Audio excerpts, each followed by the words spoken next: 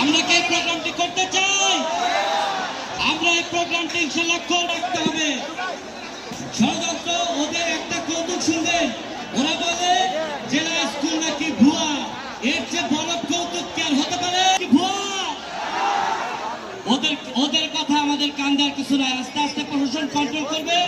স্টেজের শিল্পীও জেলা স্কুলের ছাত্রদের দাবি।